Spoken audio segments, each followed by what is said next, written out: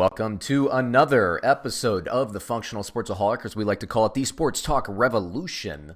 We are proud partners of Underdog Podcasts. You can also find us on Podcast One. You are listening, as usual, to Sam Van Dam and Sean Ryan. What is going on, my man Sam?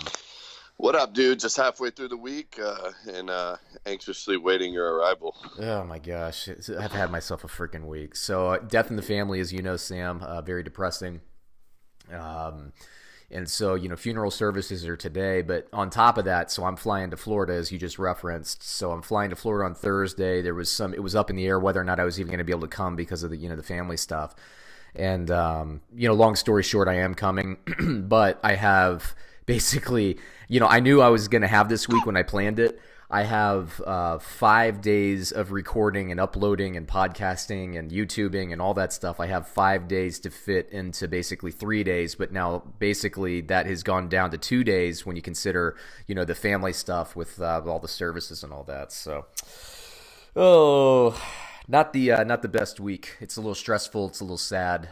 Those are not the best emotions to have, but I'm sure this weekend will be fun going into town and all that stuff. Yeah, man. I got you filming right now. I got you. Did you activate your camera? I didn't mean to. Well, close your camera back out because all I see is two eyes. And the audience on YouTube sees two eyes. Anyway, I should reference that right now. Please, we are up and running on our YouTube channel. We finally have our URL, which you have to, basically be a live customer or partner or whatever. Anyway, so it's youtube.com/theunderdog. And, go there. We have a lot of content that we don't put on these podcasts, a lot of fantasy football stuff, all of the Underdog Podcast Network. I'm integrating all of that. I'm kind of managing it right now for the whole network. It's a lot of me, and then we're integrating all the other shows. So it's really cool. It's going to be a sports network. It's not going to be like any other channel you see on YouTube, which is awesome. We're trying to make these things as current as possible. We could use your support in that, and all you have to do is subscribe, which is free. Watch some videos. That is also free. And the more you watch, the more that we can focus on it, and you get more current with this stuff. So it's pretty cool. Check it out. Once again, it's youtube.com/theunderdog. I like that hat, man. Yeah, man. Functional Sportsaholic hat. You want one of these bad boys? Yeah, is that a trucker hat or is it yeah, just, it's multi? Yeah, it's fitted too. I got it. I found Alibaba. Let's talk about the hat in a little bit because I got another one for you might like as well. Have you ever seen my Get Paid hat? I like the Get Paid hat. Yeah, man, that's a nice one. That money green one. Yeah, have you seen it on the YouTube videos and stuff? I have, man. Yeah, man. You act like I don't watch the YouTube videos. I know, Come on. I know. Come on. Anyway, I've been looking, NFL, we're in full swing. We're going to be talking about that today. Bovada Sportsbook, I've been on that all week. Found some really good odds. The futures, I do the NFL Power Rankings. I'm going to have that. I have the futures updated also from Bovada Sportsbook. Sam and I, we talked about Dennis Rodman a little bit last week. I thought that segment did well, so Sam and I are going to talk about kind of the future of the show. And, some of the stuff that we're going to be doing going forward. And then we're just going to kind of, talk about sports in general. But back to the hats, Sam. Okay? Yes. So I found this T-shirt maker, this hat guy, where I live locally in the suburbs of Chicago. Love what they do. And this hat, so thanks to Alibaba and this trend where all these manufacturers in China are basically selling all their stuff through Alibaba. Basically, whether it's the shirt I'm wearing, the shirt you're wearing, everybody's getting their stuff from China, right? So if you can find the manufacturer who makes the shirts that you like, then you can just buy in bulk if you want to. So I found the New Era. I love the New Era hats. I found manufacturers that make those blanks, and so that's where I got the Get Paid hat, and that's where I got this guy. This is a New Era knockoff, and then I just get the T-shirt maker to make them, and it cost me to set up the embroidery because this is embroidered, it's not screen printed. It cost me I think $25 to set up and $10 to print. I supply my own hat, so this hat probably cost me $40, but the logo's set up so I can get embroidered whenever we want. Right. Any of our swag. Same thing with Get Paid now. That logo's set up, so anytime I want to do that, I can do it. So I like this guy, man. You've seen the T-shirts I make. I'm gonna get some for Underdog. I'm gonna get some for Functional Sportsaholic. It's gonna be good stuff. Yeah, man. Love it. Oh man, I was thinking about getting a tattoo this week too. When I was going down there. But the references, I asked for a portfolio, and the lines were all blown out. So I was like, I can't really do that. Can't get a tattoo with blown out lines. If they're putting blown out lines in their portfolio, they didn't really do their apprenticeship. It's so easy to spin up a business these days, like with Instagram and all that stuff. Well, who'd you talk to? I'll leave that name out of it, but okay. yeah, it wasn't. It just wasn't. It wasn't the best referral in my opinion, but so it goes. So how you doing this week, man? Good, bro. I told you. I don't know if you got a chance to see that Sandler. No, I actually did. I watched the trailer, but I didn't watch the Jack of All Trades documentary you were talking about on Netflix. I watched about 5 minutes and I fell asleep because I was so tired. It's basically like, both of us were into baseball cards and basketball cards and all that stuff.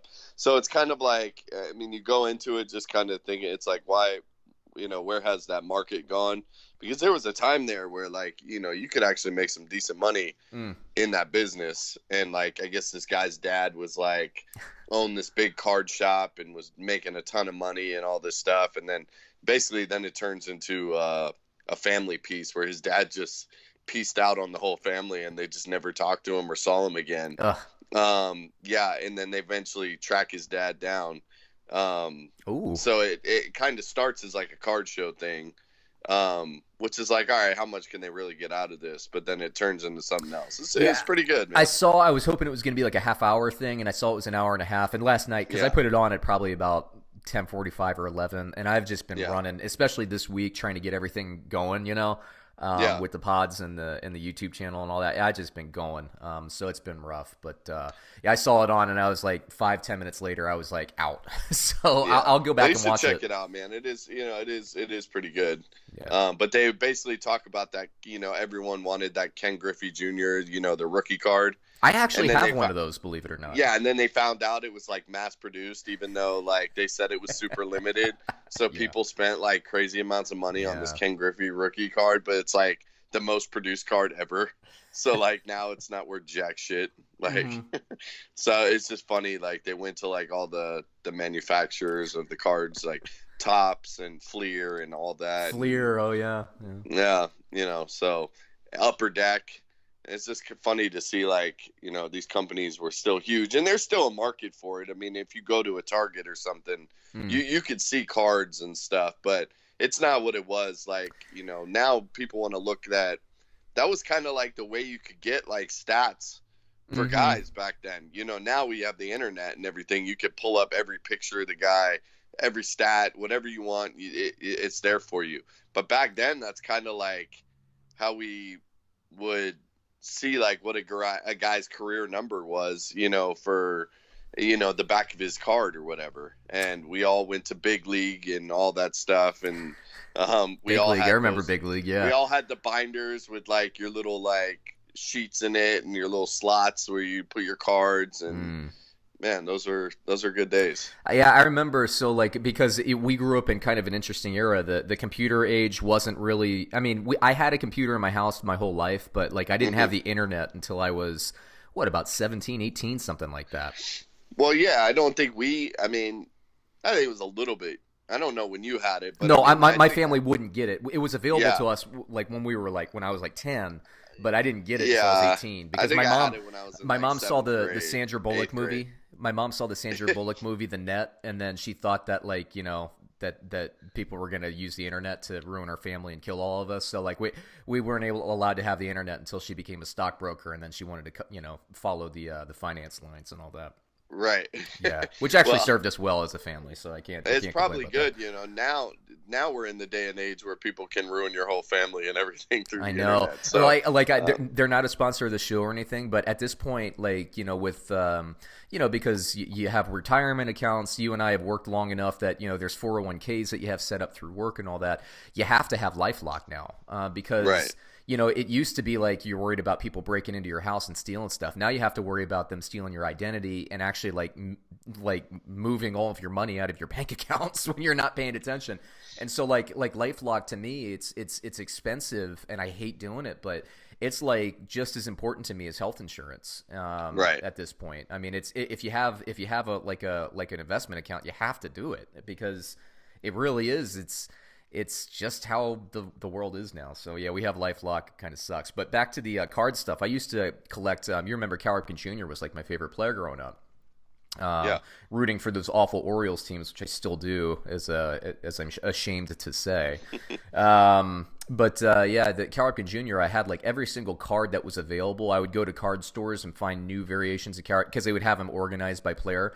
And if I didn't have the card, I would pick it up. And back then, you could pick up a card for like $1 or $2 and just pad your collection. So to this day, I still have like 300 Cal Ripken Jr. cards, which are probably worth about $2 to $3 now, because of the internet age. But now, like, card collecting got into, because I started looking at, because I like investing, and I like like I buy gold every now and then just to have, and just diversify. Mostly the money's in the markets and all that stuff, like everybody else. But sometimes I think like, okay, if there's a really good player.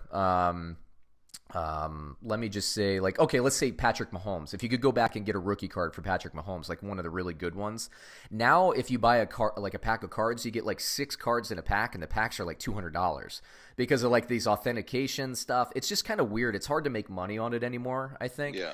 I also used to like to trade cards. Like me and Baseball Lama would trade cards all the time. I think he won every single trade that we ever got. But I would accumulate the player cards that I wanted, and he would always accumulate value. So he's probably sitting on about, back then $5,000, today about $5.50 worth. Yeah, of cards. he should have sold. And it's funny, it was Cal Ripken. Everyone now wants the Billy Ripken card, the one that says "fuck" on the back of the fuck face on the bottom of the bat. I didn't know that until I watched the documentary. I didn't know what that was all about. I might have that card. Seriously, I got to go look at what the thing was, because if that's worth, Billy Ripken. I have a lot of Billy Ripken cards, and that was right in my heyday of picking things up. So I might actually have that card.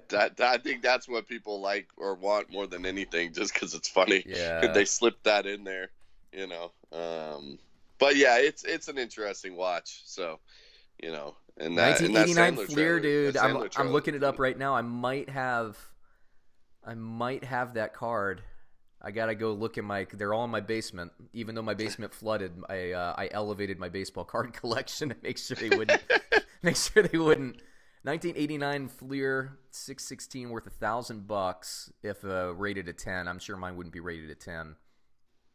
I gotta look for that, man. Hey man, maybe I would say 50-50. I have that card. That might be a $500 card you got down there. Take it, man. Sell that bad boy. I'll take it. You know what else I have in terms of collections that I can't find a value on it, because I literally think I'm the only person in the world that has this thing. It's you remember the Summer League games in Orlando? Yeah. Okay, so like Summer League, just like every season, the NBA does Summer League games. Well, I knew, me and you having watched LeBron in high school and stuff, I knew LeBron was going to be like a Hall of Famer, possibly like an all-timer, great, right? He's like in the top 5 discussion, LeBron James, definitely, probably in the top 2 discussion, depending on how weird his career gets with the Lakers. But actually, speaking of which, you still like the Lakers? Do you like the Lakers to win the title? Yes. Are they your favorites to win the title? Yes. I think. Let me look at what the futures are. I'm sorry, everybody. I'm actually pulling up Bovada as we speak here. Lakers future for everybody. Sam is on it. They're at plus 300, so they're still a favorite. Some Bovada as well. But anyway, so LeBron, I knew he was going to be good. I saved the Summer League ticket from his first NBA game in the Summer League. Now, this isn't the game where the Cavs played the Sacramento Kings, a regular season game. It's a Summer League ticket, a ticket that is guaranteed to be thrown away by everybody in that crowd except for one person. I'm the guy that has it. So my thing is, in another 20 years, like LeBron's legacy's set, we know what he is. Somebody is like the biggest LeBron James fan in the world. I'm going to have the one thing nobody else in the world is going to have. That's got to be worth some money, don't you think? Yeah, I would think so. So I have it. It's in a safe deposit box. I think it's probably the most valuable sports-related item in my collection. But nobody I've asked some message boards and stuff, what would this be worth? And everybody's given me like used game ticket value, but they're not thinking about the scarcity of that. Like there are other people that have ticket stubs that save them. Nobody's going to have this because it was in Orlando and it was like nobody was thinking that far ahead for LeBron James back then, except for Right, right. this guy right here. So I think that one's going to be worth some scratch, man. Yeah, and it was weird. My biggest sale ever was a few years ago. My my great uncle died, and um he had left like my brother and I like some crap or whatever, but I had always like looked at his baseball cards because he had some really, really old ones. Um and so he had a Babe Ruth, a 1933 Holy. Babe Ruth. Wow. Yeah. And it wasn't in the best condition. Sure. Like he didn't have it like in one of those, big plastic things with like the screws on it to like keep everything out or whatever. So the corners were a little bent up, but it was a 1933, Gaudy baseball card, Babe Ruth. It was like, wasn't even like it's where they had to do like the drawings, like the paintings on there. Oh yeah. Okay. And, yeah. Yeah. I put it on eBay. And I was like, all right, the top ones on eBay are going for like 10 grand. And I was like, and those were like the pristine ones. Yeah, the rated 10. Yeah, right. Yeah. I put on eBay for like 2 grand. It sold in like 2 minutes. Holy moly. Yeah. And I really wish like I would have like put up for 5 or something. But I mean, it wasn't in like, the corners were like all bent up. It was like, really yellow. But I mean, how many of those are there, right. really? At the time they probably weren't mass producing them. No, yeah. And yeah, it was crazy. I was like, shit, man, I should have put that up for like 6 grand, at least got into a bidding war. Yeah, right. But I didn't want to do it. So it was still 2 grand and I didn't have to do anything. Yeah, so. Damn, man, that's a good one. Yeah, I'm going to send that ticket out. I got to find some appraisal company to look for it because, everything now, everybody wants the rated. I know because it was in my pocket, so I know it's not going to be a 10, but, the corners aren't bent. It's just like a little, like, bowed, I guess you could say. So I need to look that up, but. Yeah. Let's talk a little bit about the show itself, Sam. So I guess we're having this discussion live. I texted you about this, but you and I, we've both been sprinting in completely opposite directions. So, it's like we usually text quite a bit. It's the only time a week we've been talking lately is on this podcast, which is, if nothing else, right? And this podcast makes money. We get sponsors and it's great. If nothing else, it's nice just to have this half hour every week just to talk. Right? I agree, man. I agree. Yeah, but yeah, the show. So we did this 30 for 30 documentary, and it's something that you and I have been talking about for a while. Is doing this like movie review show where we watch Netflix and we just react to it and do spoilers, talk just like we did with this car documentary. I mean, it spurred a conversation. Well, I actually put that clip, the Dennis Rodman 30 for 30. I put that clip on YouTube, and it got a few hits. We're ranked pretty well in that search, but just not a lot of people are searching for it. But the people that have found it and watched it actually liked the show. Or that part of the show quite a bit. And I'm thinking that really we should try to integrate that into the show because, I like the discussion. I like if we can try to set aside like an hour a week to watch something interesting and talk about it. It's sports related. I think that's good. And then, if we kind of exhaust the sports related stuff, then we start talking about other stuff, movies or TV shows or something like that. I agree, man. No, I agree. So I'm into that. I think that they're, we talked about that the NCAA show. What is it called? The Last Chance U. We talked about that. One of the seasons. It's hard for me to watch. I know you're going to be in the same position. We can't watch like a full season in a week of stuff. So it's almost like we have to go episode by episode if it's a show, or it's we have to talk. Basically like a documentary, something like that. But we'll come up, if you're out there, tweet me. I'm at TFS_Sean. If there's something that you think we should be watching and talking about, you let us know. Sam and I are looking for material. So, we can talk about anything. And if you think something's good out there, let's do it. I do have one for you, Sam, that I'd like you to watch. I'll figure out what the show was, but basically the show is like The Biggest Loser for sports or something, and it's a 6-episode thing about like the sports' is like most agonizing defeats and stuff like that. Yeah, isn't it called funny. Losers? Yeah. It's Losers. Yeah. So I've seen it on there. I haven't watched it. Yeah, it's good, man. I've watched every episode, and there's 2 episodes that are really good. There's the French figure skater. She's a black girl. I can't remember her name. African American. I can never remember. I think black is okay to say.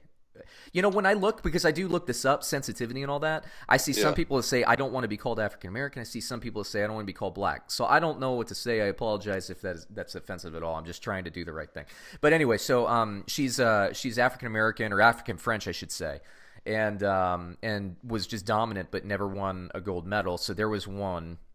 And then the other one was about this soccer team. It was the funniest documentary I'd ever seen. A soccer team facing relegation in the UK. And that's the episode I want you to watch of Losers. Okay. It's a half hour. It's super easy to watch.